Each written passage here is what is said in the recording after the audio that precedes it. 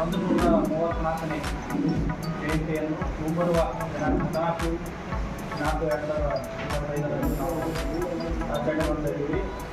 ಈ ಒಂದು ಜಯಂತಿ ಅಂಗವಾಗಿ ಇವತ್ತು ಪೂರ್ವಭಾವಿ ಸಭೆಯನ್ನು ಸಭೆಯಲ್ಲಿ ಈ ಒಂದು ಪೂರ್ವಭಾವಿ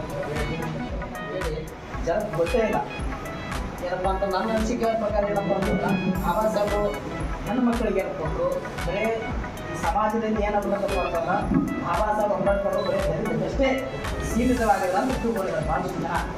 ಎಲ್ಲರೂ ಅಂತ ಹೇಳೋಕ್ಕಿಲ್ಲ, ಮನುಷ್ಯ ಜನ ತಿಳ್ಕೊಂಡಿದ್ದಾರೆ.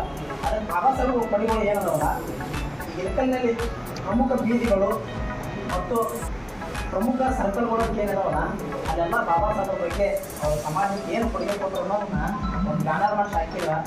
ಪ್ರಜ್ಞಾವಂತರ ಓದಿ ಬಾಬಾ ಸಾಹೇಬ್ ಬಗ್ಗೆ ಬರೀ ದಲಿತರಿಗೆ ಅಷ್ಟೇ ಅಲ್ಲ, ಈ ಸಮಾಜಕ್ಕೆ ಈ ದೇಶದ ಒಬ್ಬ ಕಡೆ ಪ್ರಜೆಗೂ ಕೂಡ ಸಾಮಾನ್ಯ ಬೀದಿ ಉದ್ದಕ್ಕೂ ಇಲ್ಲ ನಮ್ಮ ಇತರ ಸ್ಥಿತಿ ಏನಿದೆಪ್ಪ ಅಂತಂದ್ರೆ ಒಂದು ಸುಂದರ ನಗರ ಯಾಕೆ ಕಾಣಬೇಕಂತೇಳಿ ಇದೊಂದು ನಮ್ಮ ಅಭಿಮಾನಿ ಸಮಿತಿ. ನಿಮಗೆ ತಾಲೂಕು ಅಧಿಕಾರಿಗಳು ಇರ್ತಾರೆ, ತಾಲೂಕದಲ್ಲಿ ಎಲ್ಲ ನಿಮ್ಗೆ ವ್ಯವಸ್ಥೆ ಇರ್ತೈತೆ, ಇಲ್ಲೆಲ್ಲ ಮಾಡ್ಕೊಂತೀರಿ ನೀವು. ಆದರೆ ನಮ್ಗೆ ಗ್ರಾಮೀಣ ಮಟ್ಟದಲ್ಲಿ ಅಲ್ಲಿ ಹೋಬಳಿಯಲ್ಲಿ ವಿಶೇಷವಾಗಿ ಹೋಬಳಿಯಲ್ಲಿ ನಮ್ಮ ಕರಡಿ ಹೋಬಳಿ ಅಂತ ಹೋಬಳಿಯಲ್ಲಿ ಅಲ್ಲಿ ಯಾವುದೇ ರೀತಿಯಾಗಿರ್ತಕ್ಕಂಥ ಅಧಿಕಾರಿಗಳು ಇರೋದಿಲ್ಲ, ಅಲ್ಲಿ ಯಾವುದೇ ರೀತಿಯಂಥ ನಮ್ಗೆ ಸಹಾಯ ಸಹಕಾರ ಇರೋದಿಲ್ಲ. ಆದ ಕಾರಣ ನೀವು ಯಾರು ತಾಲೂಕು ದಂಡಾಧಿಕಾರಿಗಳು ವಿಲೇಜ್ ಅಕೌಂಟೆಂಟ್ಗಳಿಗೆ ಮತ್ತು ಆರ್ ಐಗಳಿಗೆ ಮತ್ತು ಸಮಾಜ ಕಲ್ಯಾಣ ಇಲಾಖೆದವರು ತಮ್ಮ ಸಮೀಪ ಇರ್ತಕ್ಕಂಥ ತಮ್ಮ ಯಾವ ಹಾಸ್ಟೆಲ್ ಇರ್ತಕ್ಕಂಥ ಅಂಥವ್ರಿಗೆ ಒಂದು ವಿಶೇಷ ಒಂದು ನಿರ್ದೇಶನ ನೀಡಿ ಅಲ್ಲಿ ಸಹಾಯ ಸಹಕಾರ ನೀಡಲಿಕ್ಕೆ ತಾವೆಲ್ಲರೂ ಸೂಚನೆಗಳನ್ನು ನೀಡಬೇಕಂತೇಳಿ ಈ ಮುಖಾಂತರ ಅವರಿಗೆ ನಾನು ಸಲಹೆ ಹೇಳ್ತಕ್ಕಂಥದ್ದು. ಡಾಕ್ಟರ್ ಬಾಬಾ ಸಾಹೇಬ್ ಅಂಬೇಡ್ಕರ್ ಅವರ ಜಯಂತಿಯನ್ನು ಯಾವ ರೀತಿ ಮಾಡಬೇಕು, ಯಾವ ಸ್ಥಳದಲ್ಲಿ ಕಾರ್ಯಕ್ರಮ ಆಯೋಜನೆ ಮಾಡ್ಬೇಕಂಥೇಳಿ ಒಂದು ಪೂರ್ವಭಾವಿ ಸಭೆಯನ್ನು ಏರ್ಪಡಿಸಿದ್ದಾರೆ. ನನ್ನ ಸಲಹೆ ಏನಪ್ಪ ಅಂದ್ರೆ, ಮಾನ್ಯ ತಹಶೀಲ್ದಾರ್ ಕಚೇರಿಯಲ್ಲಿ ತಾವು ಹೇಗೆ ಸರ್ಕಾರಿ ಕಾರ್ಯಕ್ರಮದಲ್ಲಿ ತಾವು ಪ್ರತಿ ಜಯಂತಿಯನ್ನು ಆಚರಣೆ ಮಾಡ್ತೀರಿ, ಅದೇ ರೀತಿಯಾಗಿ ಸಿಂಪಲ್ ಒಂದು ತಮ್ಮ ಕಚೇರಿಯಲ್ಲಿ ಸರ್ಕಾರದ ಕಾರ್ಯಕ್ರಮ ಮಾಡಿಕೊಳ್ರಿ. ನಾವು ನಮ್ಮ ಸಮಾಜದ ವತಿಯಿಂದ ಎಲ್ಲ ಸಮಾಜದ ಬಾಂಧವರು ಕೂಡಿಕೊಂಡು ಡಾಕ್ಟರ್ ಬಾಬಾ ಸಾಹೇಬ್ ಅಂಬೇಡ್ಕರ್ ಅಭಿಮಾನಿಗಳು ಕೂಡಿಕೊಂಡು ಅಂಬೇಡ್ಕರ್ ಸಾಹೇಬರ ಚಿಂತಕರ ಕೂಡಿಕೊಂಡು ನಗರದಲ್ಲಿರ್ತಕ್ಕಂಥ ಎಲ್ಲ ಗುರಿ ಹಿರಿಯರು ಕೂಡಿಕೊಂಡು ನಾವು ಆ ಜಯಂತಿಯನ್ನು ಆಚರಣೆ ಮಾಡ್ತೀವಿ. ಅದರಲ್ಲಿ ಕೂಡ ಯಾವುದೇ ಭೇದ ಭಾವ ಇಲ್ಲದೆ ಪಕ್ಷಪಾತವಿಲ್ಲದೆ ನಾವು ಡಾಕ್ಟರ್ ಬಾಬಾ ಸಾಹೇಬ್ ಅಂಬೇಡ್ಕರ್ ಸಾಹೇಬರ ಜಯಂತಿಯನ್ನು ಅದ್ಧೂರಿಯಾಗಿ ಮಾಡ್ತೀವಿ.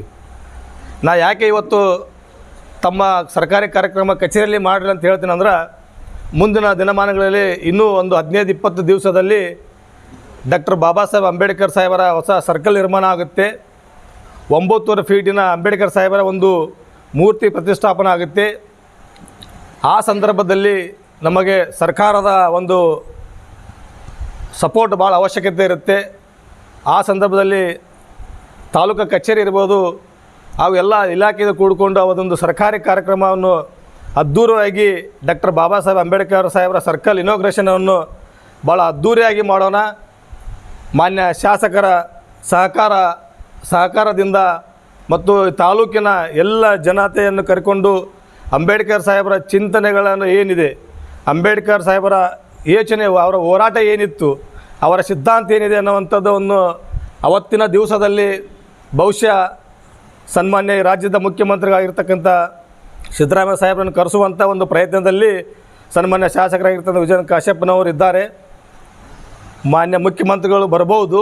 ಆದ ಕಾರಣ ಈ ಒಂದು ಅಂಬೇಡ್ಕರ್ ಸಾಹೇಬರ ಜಯಂತಿಯನ್ನು ಏಪ್ರಿಲ್ 14ರಂದು ಸಂಕ್ಷಿಪ್ತವಾಗಿ ಸರ್ಕಾರದ ಒಂದು ಪ್ರೋಟೋಕಾಲ್ ಪ್ರಕಾರ ಆ ಕಚೇರಿಯಲ್ಲಿ ಕೂಡ ತಾವು ಮಾಡಿದರೆ ಒಳ್ಳೆಯದು. ನಮಗೆ ಸಮಾಜದವರು ನಾವು ಅದ್ದೂರಿಯಾಗಿನೇ ಜಯಂತಿ ಅಂತ ಯಾವುದೇ ಕಾರಣಕ್ಕೂ ನಾವು ಅದ್ದೂರಿಯಾಗಿ ಮಾಡದೇ ಇರೋದಿಲ್ಲ. ಅದು ಪ್ರತಿ ವರ್ಷ ಯಾವ ರೀತಿ ನಾವು ಅದ್ದೂರಿಯಾಗಿ ಮಾಡ್ತೀವಿ ಅಂತ ಇಳಕಲ್ ನಗರದ ಜನತೆಗೆ ಅಷ್ಟೇ ಅಲ್ಲ, ಇಡೀ ತಾಲೂಕಿನ ಜನತೆಗೆ ಗೊತ್ತು.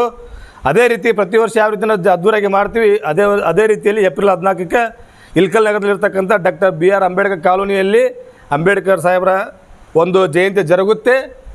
ಇಳಕಲ್ ನಗರದಲ್ಲಿರ್ತಕ್ಕಂಥ ಪ್ರಭಾತಿ ಪೀರದಲ್ಲಿ ಅಂಬೇಡ್ಕರ್ ಸಾಹೇಬರ ಒಂದು ಮೆರವಣಿಗೆ ಕೂಡ ಪ್ರತಿ ವರ್ಷದಂತೆ ನಡೆಯುತ್ತೆ. ಅದರಲ್ಲಿ ಯಾವುದೇ ಸಂದೇಹ ಇಲ್ಲ.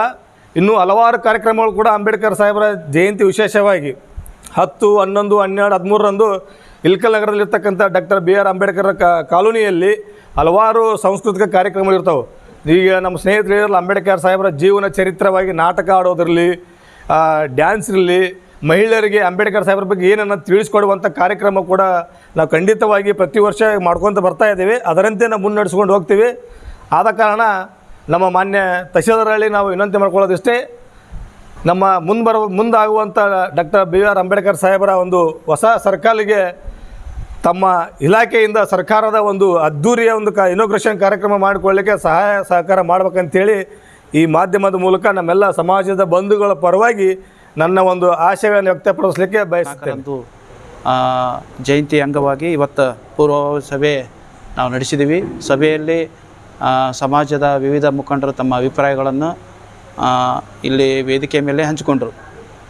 ಈಗಾಗಲೇ 14ನೇ ತಾರೀಕು 14/4/2024 ಇದು ಪುತ್ಥಳಿ ಅನಾವರಣ ಕಾರ್ಯಕ್ರಮ ಇದ್ದಿದ್ದರೆ ಅದನ್ನೇ ದೊಡ್ಡ ಪ್ರಮಾಣವಾಗಿ ಸರ್ಕಾರಿ ಕಾರ್ಯಕ್ರಮವಾಗಿ ಅತಿ ವಿಜೃಂಭಣೆಯಿಂದ ಕಾರ್ಯಕ್ರಮ ಮಾಡ್ಬೋದಾಗಿತ್ತು. ಅದು ಇನ್ನೂ ಪೂರ್ಣಗೊಂಡಿಲ್ಲ, ಕಾಮಗಾರಿ ನಡೀತಾ ಇದೆ. ಹೀಗಾಗಿ ಪ್ರೋಟೋಕಾಲ್ ಪ್ರಕಾರ ಮತ್ತು ಸರ್ಕಾರದ ಒಂದು ನಿರ್ದೇಶನ ಪ್ರಕಾರ ತಾವು ಎಲ್ಲ ತಾಲೂಕಾ ಆಡಳಿತ ವತಿಯಿಂದ ಎಲ್ಲ ಅಧಿಕಾರಿಗಳನ್ನು ಕರ್ಕೊಂಡು, ಸಮಾಜದವ್ರನ್ನ ಕರ್ಕೊಂಡು ಶಿಷ್ಟಾಚಾರ ಪ್ರಕಾರ ನಿಮ್ಮ ಕಚೇರಿಯಲ್ಲೇ ಅದನ್ನೇನದ ಕಾರ್ಯಕ್ರಮ ಮಾಡಿಕೊಳ್ಳಿ. ಮುಂದೆ ಮೂರ್ತಿ ಅನಾವರಣ ಕಾರ್ಯಕ್ರಮದಲ್ಲಿ ದೊಡ್ಡ ಪ್ರಮಾಣದಲ್ಲಿ ಮಾನ್ಯ ಶಾಸಕರ ಒಂದು ನಿರ್ದೇಶನ ಪ್ರಕಾರ, ಒಂದು ಇದ್ರ ಪ್ರಕಾರ ಆವಾಗ ದೊಡ್ಡ ಪ್ರಮಾಣ ಕಾರ್ಯಕ್ರಮ ನಡಿಬೇಕಾಗ್ತದೆ. ಆ ಸಂದರ್ಭದಲ್ಲಿ ಒಂದು ಸರ್ಕಾರಿ ಕಾರ್ಯಕ್ರಮವಾಗಿ ಆಚರಣೆ ಮಾಡೋಣ ಅಂತ ಕೇಶಂದರು ಸುರೇಶ್ ಜಂಗ್ಲಿಹಣ್ಣವರು ಹೇಳಿದರು, ಮತ್ತು ನಮ್ಮ ಶರಣಪ್ಪಣ್ಣ ಅಬ್ದಿಯಾಳವರು ಸಹಿತ ಹೇಳಿದರು. ಎಲ್ಲರೂ ಸಹಿತ ಒಂದು ನೀವು ಒಪ್ಪಿಗೆ ಸೂಚಿಸಿದ್ರಿ.